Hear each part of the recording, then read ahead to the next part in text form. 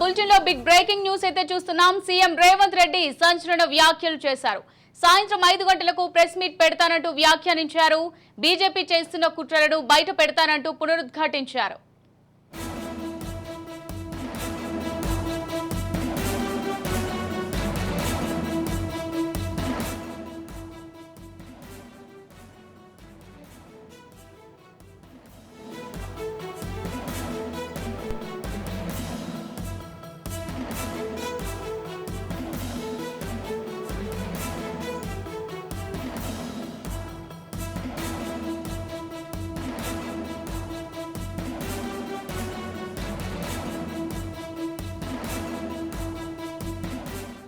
Right, bulletin లో breaking news అయితే చూస్తున్నాం. సీఎం రేవంత్ రెడ్డి సంచలన వ్యాఖ్యలు చేశారు.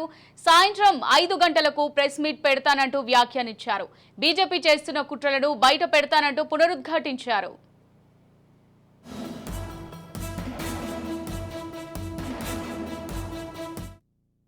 రైట్, ఇక ఇదే అంశానికి సంబంధించి మరింత సమాచారం మా ప్రతినిధి విక్రాంత్ అందిస్తారు. విక్రాంత్, సీఎం రేవంత్ రెడ్డి అయితే సాయంత్రం 5 గంటలకు ప్రెస్ మీట్ పెడతానంటూ చెప్పడం జరిగింది.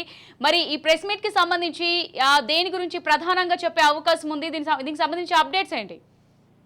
థ్యాంక్ యూ అమూల్య. మొత్తానికి ఇటు రాష్ట్ర ముఖ్యమంత్రి పిసిసి అధ్యక్షుడిగా ఉన్నటువంటి రేవంత్ రెడ్డి కూడా మరోసారి ఇటు మరి కాసేపట్లో కూడా సాయంత్రం 5 గంటలకు తన నివాసంలో కూడా ప్రెస్ మీట్ ఏర్పాటు చేశారు. ప్రధానంగా ఇటీవల నిన్న ప్రధాని నరేంద్ర మోడీ కూడా రాష్ట్రానికి వచ్చారు ప్రచారంలో భాగంగా పార్లమెంటు ఎన్నికలకు సంబంధించి.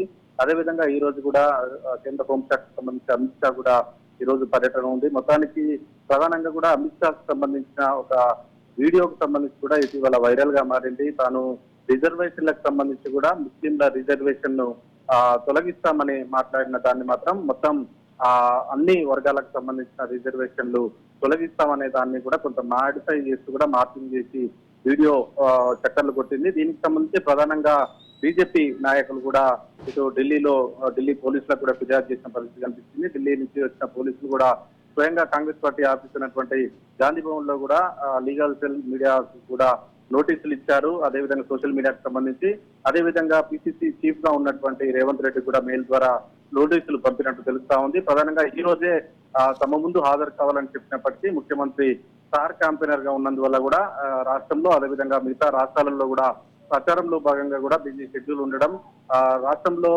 పార్లమెంట్ ఎన్నికలు ఉన్న నేపథ్యంలో కావచ్చు దాదాపు 2 వారాల గడువు మాత్రం రాష్ట్ర కాంగ్రెస్ పార్టీ అడిగింది.